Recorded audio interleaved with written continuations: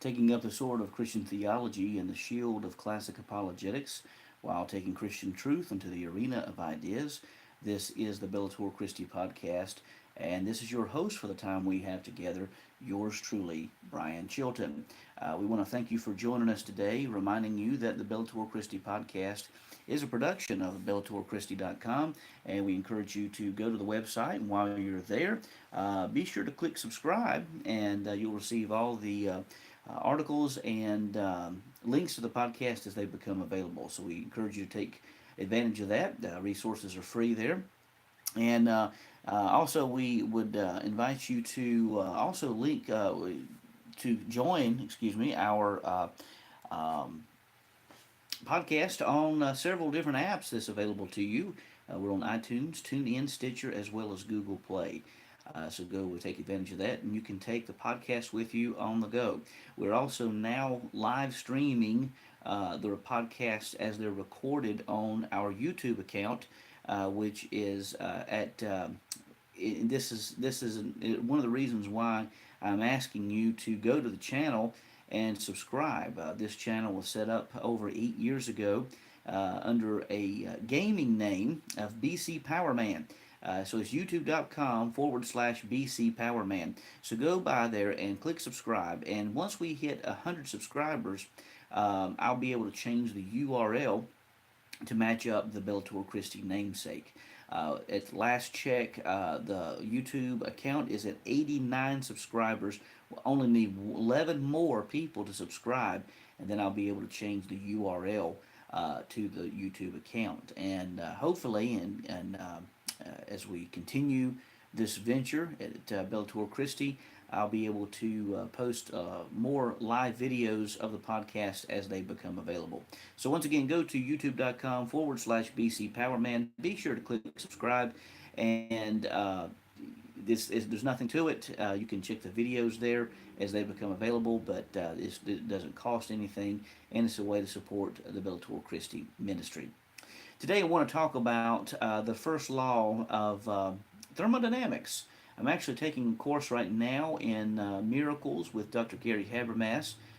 Be going up to Lynchburg here in a few weeks, doing some reading in preparation for that course. And I've been reading a book, a very good book, and if you're on the YouTube account, you'll be able to see a picture of this as I put it up here.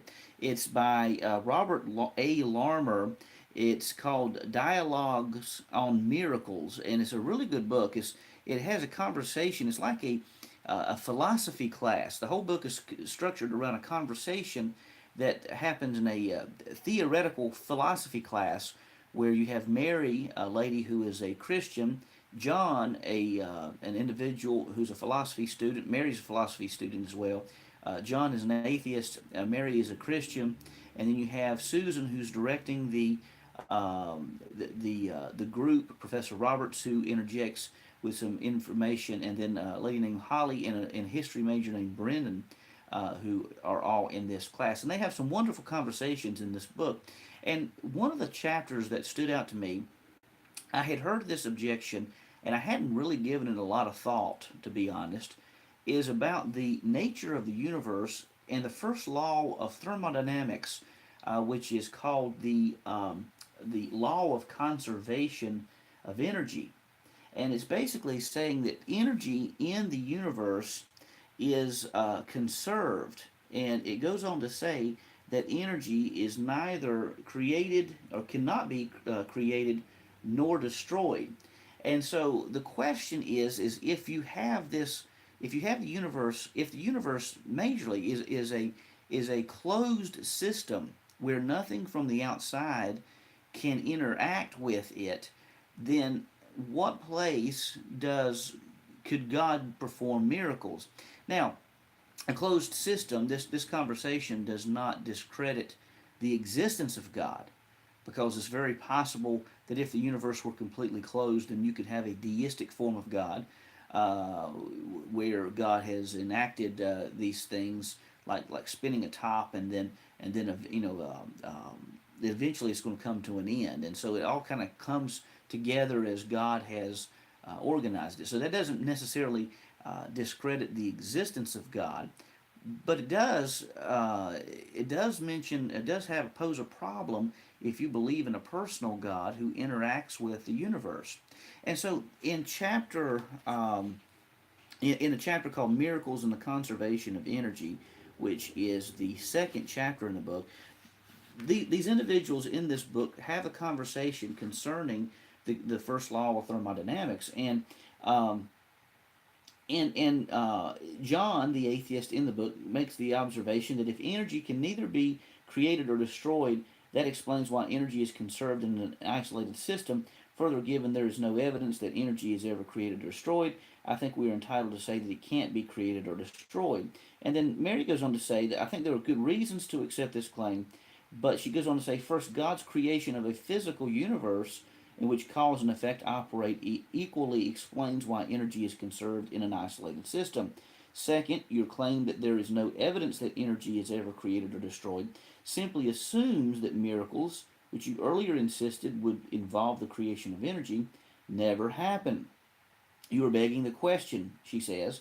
You can't justify the claim that energy can neither be created nor destroyed, or the assumption that it has never been created or destroyed, and then turn around and reject miracles on the basis that they would involve the creation or destruction of energy. That is a vicious cycle, she goes on to say. And so basically, they come down um, and say that, um, let me see, she says the evidence that they come down to this conclusion that Brendan says if mass and energy can have an absolute beginning, isn't that inconsistent with the claim that energy cannot be created or destroyed? How could something that cannot be created have a beginning? And that's a wonderful question. It looks like the Big Bang Theory, that is, the understanding that the universe had a beginning, is consistent with the claim that energy is conserved in an isolated system, but is inconsistent with the claim that energy can neither be created nor destroyed. So this poses a wonderful question, and so they eventually come to the understanding that the law of conservation of energy should be understood to say that energy is conserved in the universe, but that doesn't necessarily mean that energy could never be created nor destroyed. And so there are actually reasons to believe that the universe is constructed in such a way that would allow influence from outside sources. Now, if you hold to a biblical view of God, then I don't think that this is going to cause much of concern for you, because you would say that God is greater than the laws of nature and that God could supersede the laws of nature. But one of the things that they go on to say is that miracles do not necessarily indicate a violation of the laws of nature. Okay? A miracle does not necessarily violate a law of nature. Okay? So if God were to do a miracle, that's not necessarily saying that he is uh, disregarding or over or dismissing or canceling a law of nature. He may be working beyond the scope of the law of nature, but that doesn't mean that he is restricted in all cases. And a good way of thinking about this is when we send people to the moon, or when people leave the earth and go into outer space. When they do that, you have the law of gravity that holds us to earth. But with enough energy, with enough rocket power and enough thrust, then you can get enough thrust to elevate you and overcome the law of gravity to enter into space. Okay, the law of gravity is still there, and it doesn't necessarily mean that you have uh, um, worked or what's the word I'm looking for? Doesn't mean that you have necessarily counteracted a law of nature. You've just worked beyond it. Okay, you've worked beyond it. I hope that makes sense. But one of the questions, at least in this chapter, getting back on topic, is the universe constructed in such a way that would allow outside forces, outside influences, to influence the universe itself? And cosmologists say that there are three options as pertaining to the universe. There is the open universe, that there is this influx of things that can come upon it. There's the flat universe, which is very similar to the open universe, It just talks about the shape of the universe and a completely closed universe. According to recent studies, and science is always changing, okay, it's always changing, but according to recent cosmologists, there are reasons for believing that the universe may be flat, which would mean that, at least in my understanding, and I'm not a scientist by any stretch of the imagination, but it would seem to indicate that there are influences beyond the universe that can impact the universe. Okay, one of the things that it illustrates this point is the fact that in a closed system, the universe would slow down in its expansion rate, come to a stop, and then reverse that. Well, the odd thing is, when it comes to the universe in which we live, not only is the universe expanding, it's speeding up. Its expansion is not slowing down, it's speeding up at an ever increasing rate to the point that many cosmologists are saying and astrophysicists are saying that in several generations down the line, some of the stars that we see now will not be visible anymore. And then some have even said, Neil deGrasse Tyson, who is not a Christian, but he has even said that it's possible that there were stars available to be seen in previous generations that we can't see now. Okay, so the universe is expanding, which does not necessarily, at least in my understanding of the topic and of the issue, does not incline itself to be a completely closed system. Furthermore, I found this article on scientificamerican.com. It is written by it talks about Gordon Kane, director of the Michigan Center for Theoretical Physics at the University of Michigan at Ann Arbor, provides the answer, uh, asking, are virtual particles really constantly popping in and out of existence, or are they mathematical bookkeeping device for quantum mechanics?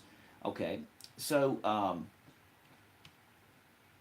anyhow, in this article, he says that quantum mechanics allows and indeed requires temporary violations, and listen to this, temporary violations of the conservation of energy. So one particle can become a pair of heavier particles, the so-called virtual particles, which quickly rejoin into the original particle as if it had never been there.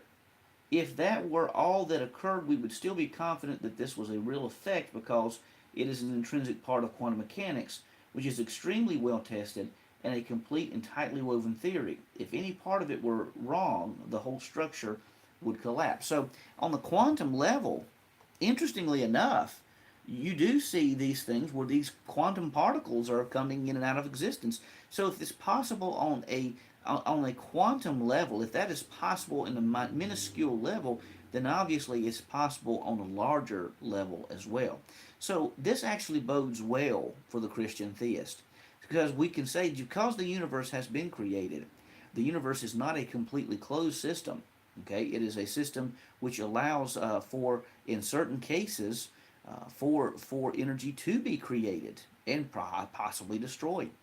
It also illustrates the fact that the expansion of the universe illustrates the fact that the universe cannot be completely closed because if it were completely closed, then it would collapse upon itself, which illustrates the fact that there's an openness, more of an openness about the universe than the skeptic might imply. And then quantum mechanics also illustrates the fact that these quantum particles are popping in and out of existence. Now, I believe that there's something causing that. I don't know that we know right now what that is.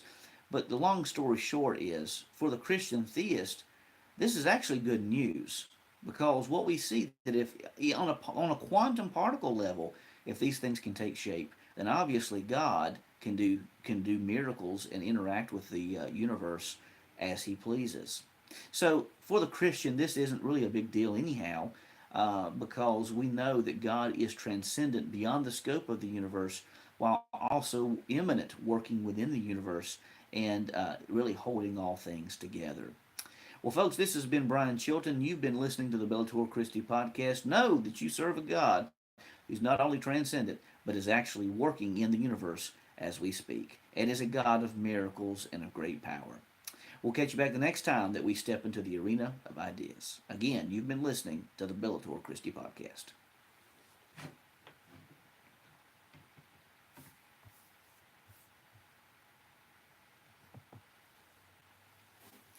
Again, we thank everyone watching on our YouTube channel. Be sure to subscribe if you haven't already. I'm in the process of trying to change the URL to match the Bellator Christi site. Hopefully, in the days and weeks ahead, once we get the URL changed, and even before we do that, I want to try to start recording more of these podcasts on the YouTube channel so that you can catch the podcast. If you'd like to watch it on the YouTube, you can, while it's also available on Stitcher, iTunes, TuneIn, and Google Play. Again, we thank you for joining us. This is Brian Chilton, and you've been watching the Bellator Christi podcast on this YouTube channel.